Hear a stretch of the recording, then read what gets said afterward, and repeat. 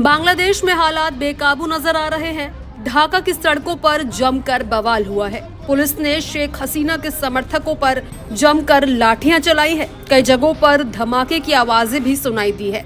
Tribunal से शेख हसीना को फांसी की जब सजा सुनाई गई, उसके बाद से ही उनकी पार्टी आवामी लीग के समर्थक गुस्से में है।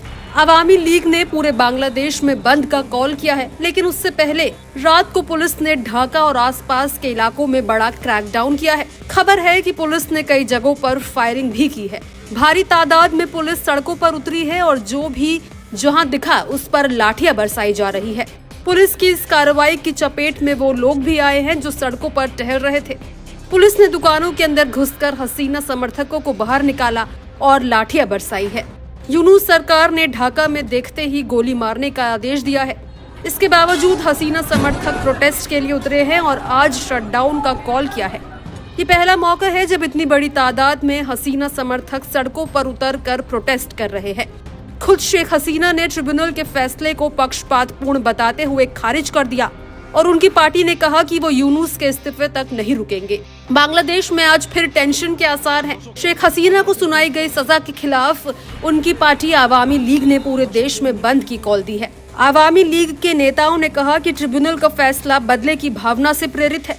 इस बीच शेख हसीना के खिलाफ चल रहे प्रदर्शनों को लेकर बांग्लादेश के अलग अलग शहरों में सुरक्षा कड़ी कर दी गई है। ढाका के धान मंडी में भारी तादाद में सुरक्षा बलों को तैनात कर दिया गया है। इसी जगह पर हसीना के पिता शेख मुजीब का घर है और यूनुस समर्थक इसे तोड़ने की कोशिश में है। ये पहला मौका है जब शेख हसीना के समर्थक सीधे बंद की कॉल दे रहे हैं। इसे देखते हुए आज तनाव के आसार है। अदालत द्वारा सुनाए गए फैसले को बांग्लादेश की जनता ने नकार दिया है। बांग्लादेश की जनता इस फैसले को न स्वीकार करती है और न स्वीकार करेगी। इस फैसले के विरोध में सुबह से शाम तक देशव्यापी बंद रखा जाएगा। ट्रिब्यूनल के फैसले के बाद शेख हसीना ने भी इस पर कड़ी प्रतिक्रिया दी है। शेख हसीना ने कहा, मेरे खिलाफ सुनाया गया फैसला गलत तरीके से बने ट्रिब्यूनल से सुनाया गया है। इसकी स्थापना उस सरकार ने की है जिसके पास जनादेश नहीं है। ये पक्षपाती और राजनीति से प्रेरित फैसला है। मेरे लिए फांसी की सजा की मांग ये बताती है कि अंतरिम सरकार में चरमपंथी लोगों का बोलबाला है। ये प्रक्रिया देश के निर्वाचित प्रधानमंत्री को हटाने और आवामी लीग को राजनीतिक तौर पर खत्म करने के बेशर्म और जानलेवा इरादे को उजागर करती है। मोहम्मद यूनुस के दफ्तर की तरफ से बयान जारी कर कहा गया है कि ट्राइब्यूनल के फैसले के बाद यूनुस सरकार भी एक्शन में आ गई है। बांग्लादेश सरकार ने भारत से शेख हसीना और अज़दुज़म्मा के एक्स्ट्राडिशन की मांग को फिर दोहराया है। मोहम्मद यूनुस सरकार के इस पैतरे का भारत की तरफ से भी जवाब दे दिया गया है। भारत सरकार ने साफ साफ कहा कि भारत ने बांग्लादेश के अंतर्राष्ट्रीय अपराध न्यायाधिकरण द्वारा शेख हसीना के खिलाफ सुनाए गए फैसले को नोट किया है।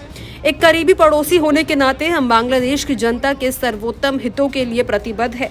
बांग्लादेश में शांति, लोकतंत्र, समावेशन और स्थिरता बनाए रखना बेहद जरूरी है और भारत हमेशा इन मूल्यों के समर्थन में खड़ा रहेगा।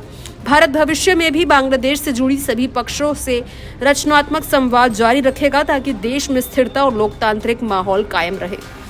अब इस पूरे मामले को लेकर आपकी क्या राय है, कमेंट बॉक्स में जरूर शेयर करें।